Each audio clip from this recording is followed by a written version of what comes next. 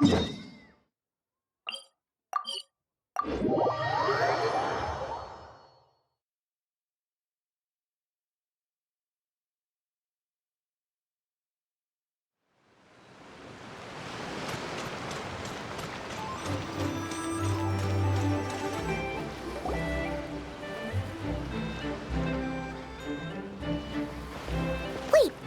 the person drinking tea over there.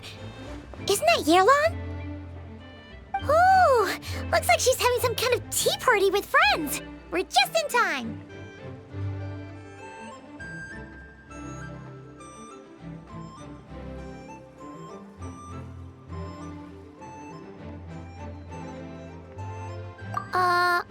Aren't we gonna go say hi?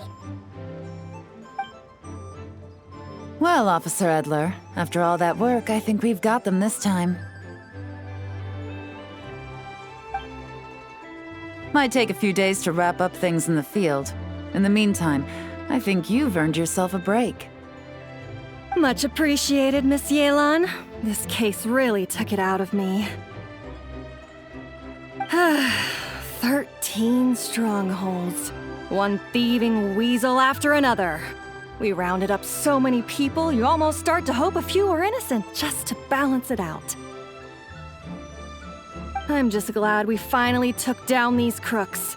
Anyway, I'm gonna drop in on that old classmate of mine in Chaoying Village and reminisce about old times. Don't forget to take some tea and dim sum back to your friends at the Maison Gardiennage.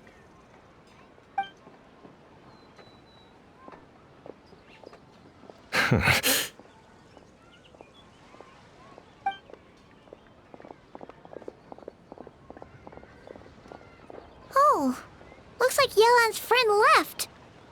Paimon kinda wanted to meet her.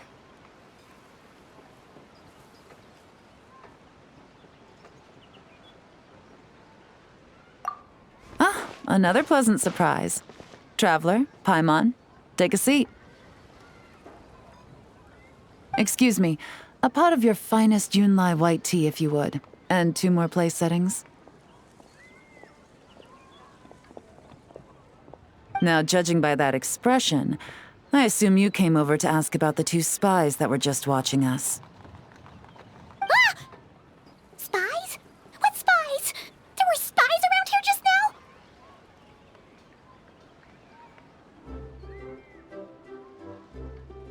Oh, more than that, I'm sure. I bet they already sent someone to tail Officer Edler. Anything to foil our operation. Oh, so you're tracking down some criminals?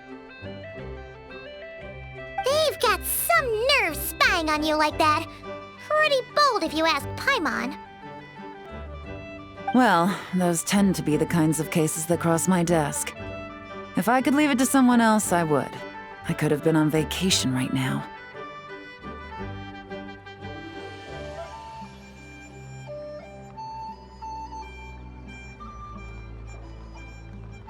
Mora laundering, to the tune of 10 figures and counting. Laundry? What does that have to do with Mora? And who are these figures? There are 10 of them? In layman's terms, a certain merchant in Fontaine possesses a large amount of Mora obtained through illicit means. But it's easy to get caught when you're moving that kind of cash. So you cover your tracks, create a front to avoid detection, and what do you know? Your illegal Mora now looks completely legit. And this merchant's front of choice? Fine art and antique auctioneering. He buys goods from all over Tevat, brings them back to Fontaine, and rebrands them as pieces of fine art, driving up their price in the process. Then, when the items go to auction, he buys them up at their inflated price with his own illicit funds. And through this exchange, the proceeds he receives in return are clean. This process allows him to legitimize his illicit wealth. He even launders Mora for other criminals as well, a business which earned him the title, the Dark Financier.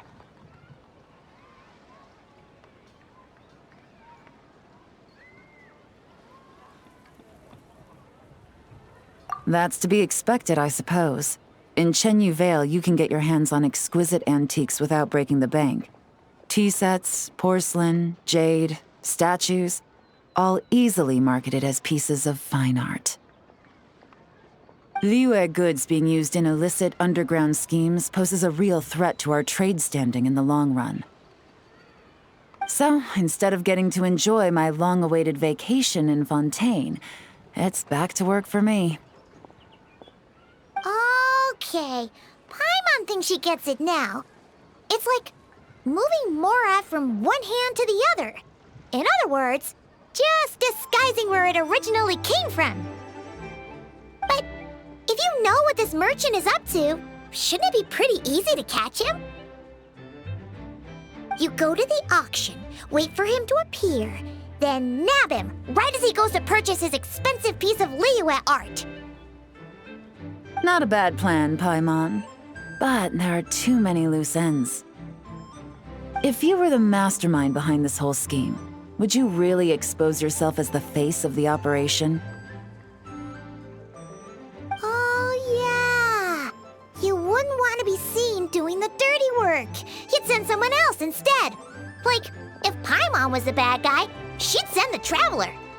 No, wait! Even if Paimon turned bad, the Traveler would never. Paimon would need, like, a group of minions or something. Oh. Oh! Paimon gets it now. Even if you track down the goods, if this dark financier guy isn't the one doing the buying at the auction, you won't catch him. It's not just a matter of who's at the auction. You also have to source the goods, transport them back to Fontaine, get them to the auction house, none of which are tasks he performs himself. He has a whole crew to hide behind. Tracking down the goods is already complicated enough. They change hands so many times, the trail is almost impossible to follow. So the most logical course of action is to play the long game. You start small. You find someone you can follow behind all the smoke screens, who'll lead you straight back to the dark financier himself.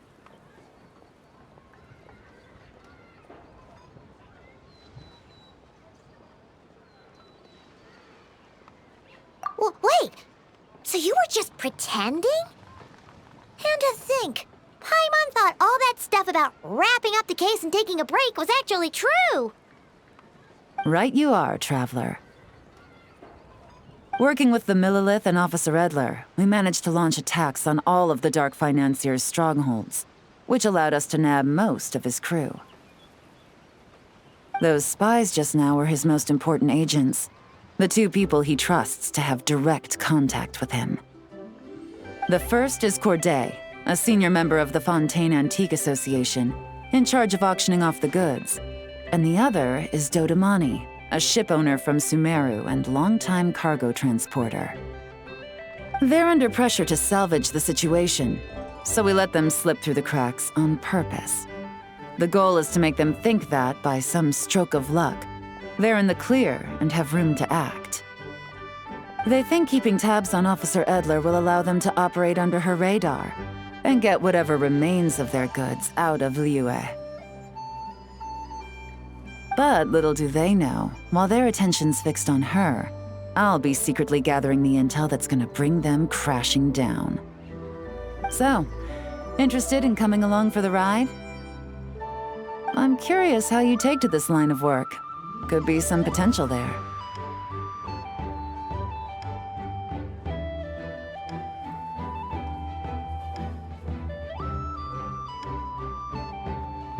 Yeah, we kind of stumbled into this whole thing, but now we're a part of it too.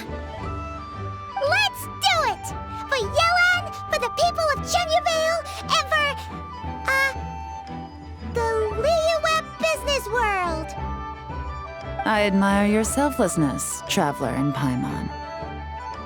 Let me be the one to look out for your self-interests then, namely your payment.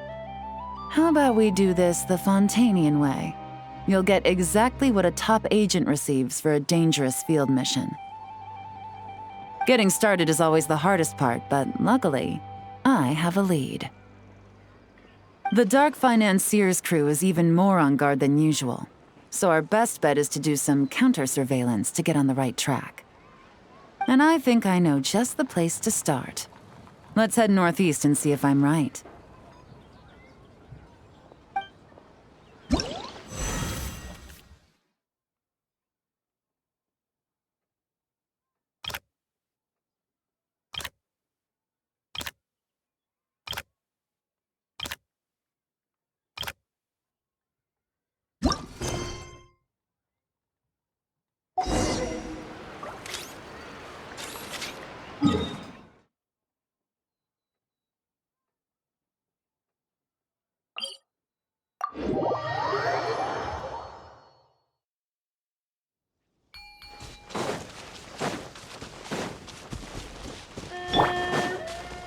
Merciless.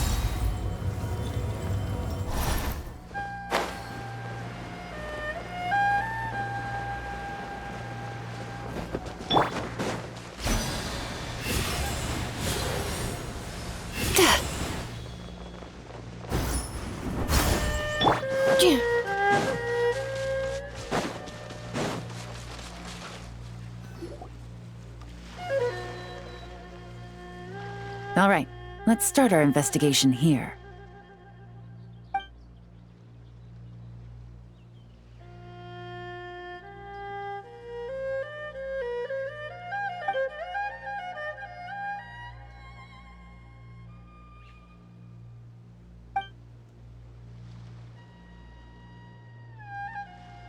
So, we can all agree this is just a normal stretch of wilderness, right? Paimon doesn't see any bad guys to nab around here. Well, it didn't take long for you to understand our role here, Traveler. Thinking like a top agent already. Impressive. Like I said, we need to start small. If we want to track down the man himself, our best bet is to start with his goods.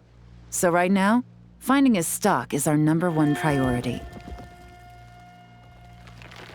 And to do that, locating his hidden stronghold is imperative. Which brings us to why we're here. Pretty good vantage point from up here, don't you think? Huh, guess so. Paimon can see the port of Elong Wharf, the boats in the distance, and some kind of tower. What's that for? It's a lighthouse. The Millilith use it to monitor the situation at sea. In addition, the flashing of the light can also serve as a means of communication.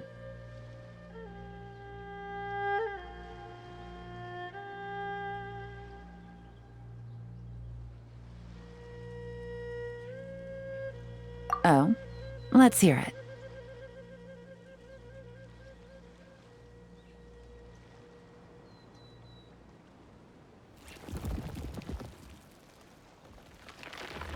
Not too far off at all, Traveler. The Millilith maintain an impeccable level of security in Shenyu Vale through consistent patrolling. This location offers a perfect vantage point to observe their lighthouse signals and deduce their patterns of behavior, which is a huge help if you need to move goods under the radar.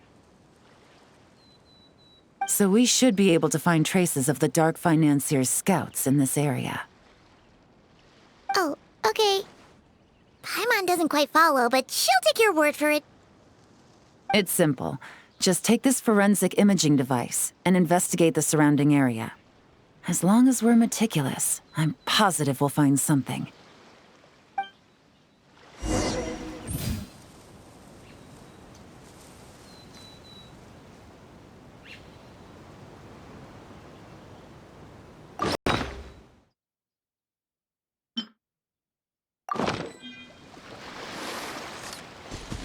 Well, all set?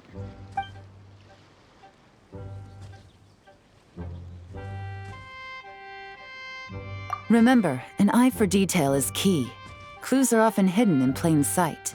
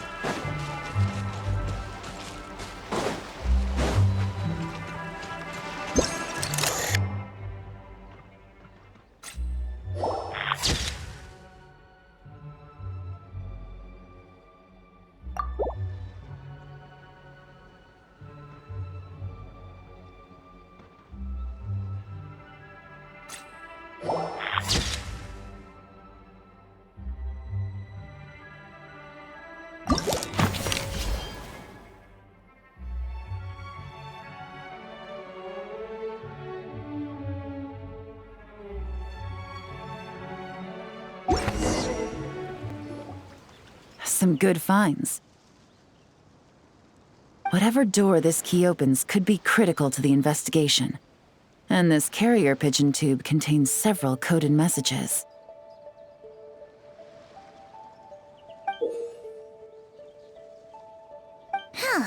So there really is evidence around here. It's like these guys aren't even afraid of getting caught. What if the Millilith noticed them spying and decided to investigate? These objects suggest the Dark Financier's scouts were likely disguised as fishermen. People like that are trained not to crack under pressure. All they'd need to do is come up with a believable excuse, like needing a place to rest. The Millilith can't investigate or apprehend a civilian without probable cause. Paimon can just see their smug faces getting away with something like that.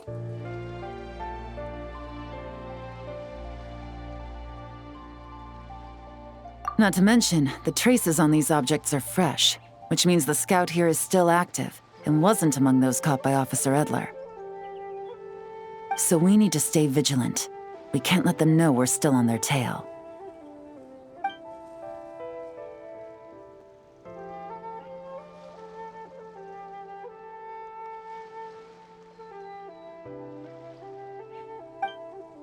I had a hunch this area was being used as a lookout, and I was right.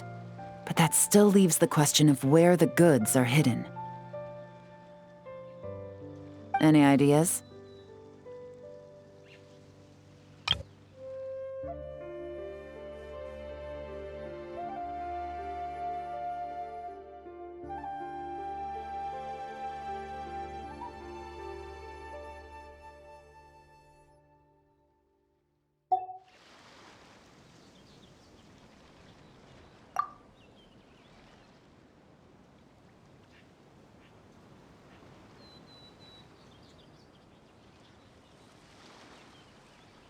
Spot on again, Traveler. Looks like you don't need anyone to hold your hand when it comes to deductive reasoning. Given a carrier pigeon's speed, the two locations should be close enough to deliver messages quickly. That means the base we're looking for should be within a certain radius. Ruling out areas within line of sight of the lighthouse, as well as places with a lot of foot traffic. That just leaves the shallows to the north of Mount Mingyuan? That certainly sounds plausible. You have the cover of the mountains, and the advantage of hiding right under the authorities' noses. Well, our next destination is decided then. Let's go.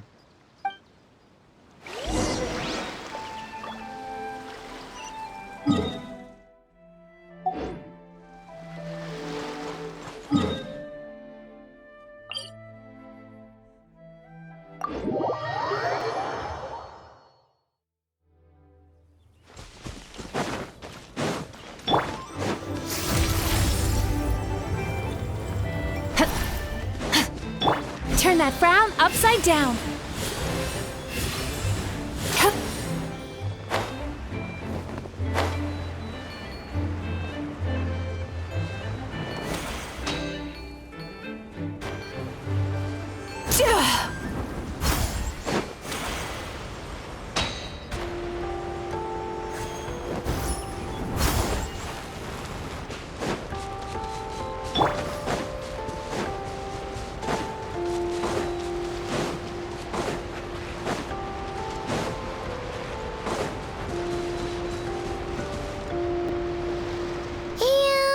Nothing out of the ordinary here, either.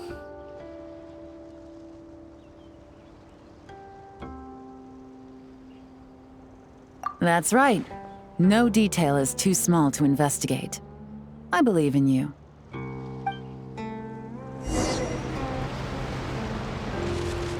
The evidence could be even more well hidden this time. All set? All right. I know you have an eye for detail, so use it to your advantage. You've got this.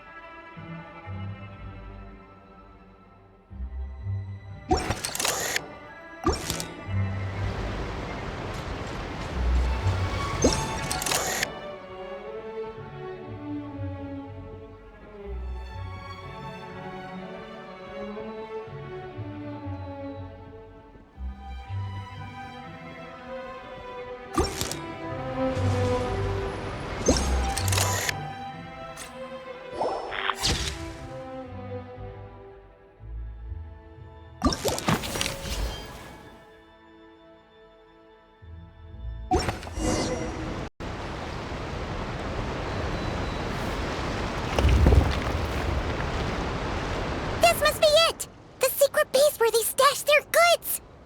Definitely wasn't easy to find. Well, well. Looks like you tracked it down in no time at all. I see your potential as a solo field agent, Traveler. Now, time to test out the key we found earlier. Let's see what surprises could be in store. This isn't their home turf, so I doubt they had time to set more traps. Should make our lives easier. I'll take it from here. The last thing we want is to leave traces behind in there. Caution is the name of the game. You two keep a lookout. Make sure no one barges in while I'm in there. You got it! This is a first for us, but the Traveler can do anything. He's got your back!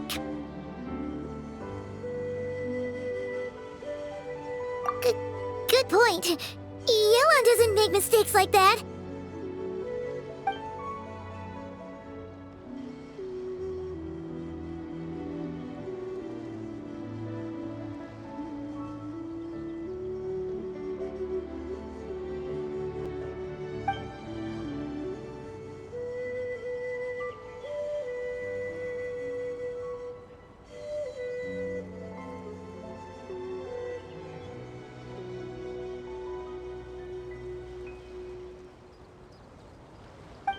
All right, that's done.